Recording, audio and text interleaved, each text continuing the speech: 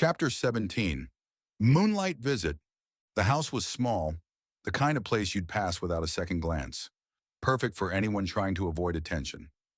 Moonlight spilled over the lawn, turning the modest exterior into something almost serene. Detective Simmons didn't buy it. Serenity didn't exist in his line of work.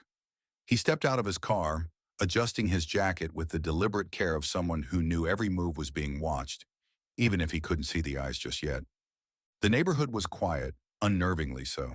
Simmons stood still for a moment, letting the crickets and the faint hum of a distant TV settle around him like an old coat.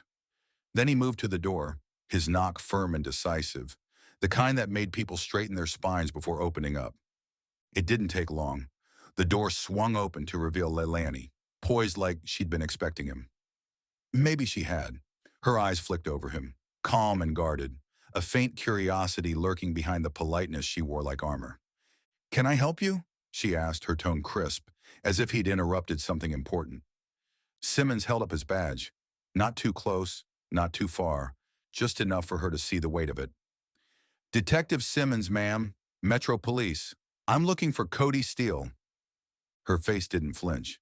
If she was surprised, she had the kind of control most poker players would kill for. "Cody doesn't live here," she said, her voice even, each word measured like she was weighing them on a scale. Simmons raised an eyebrow. Not a big one, just enough to show he wasn't here for surface-level answers. "That's interesting," he said, his tone conversational but pointed, "because he's listed this address as his home." Leilani's lips pressed together in a faint smile. Polite, but not warm.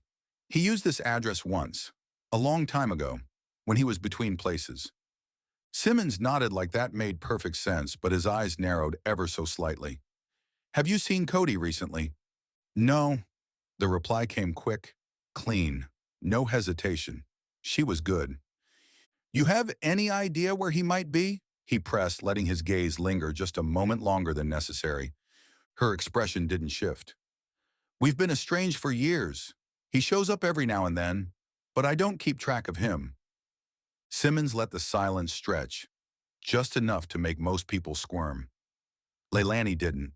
She stood there, cool and composed, watching him like she had all the time in the world. Finally, he reached into his pocket and pulled out a business card, holding it between two fingers. "If you hear anything, I'd appreciate a call," he said, his voice softening, almost friendly. He wasn't above playing the nice guy when it suited him.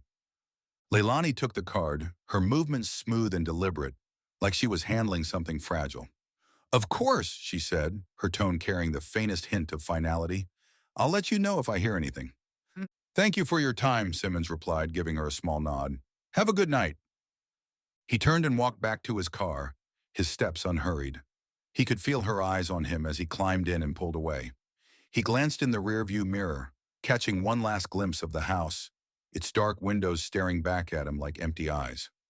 Something about it stuck with him. People like Cody Steele didn't just vanish without leaving footprints, no matter how hard they tried. Inside, Leilani stood by the door, the business card still in her hand. Her thumb brushed over the raised text, her eyes distant. She turned, crossing the room to where her phone sat on the counter. She picked it up, her fingers hovering over the screen, indecision flickering across her face like a shadow. Then slowly, she set the phone back down. Her expression was unreadable as she stepped away, the faint sound of her footsteps disappearing into the quiet corners of the house.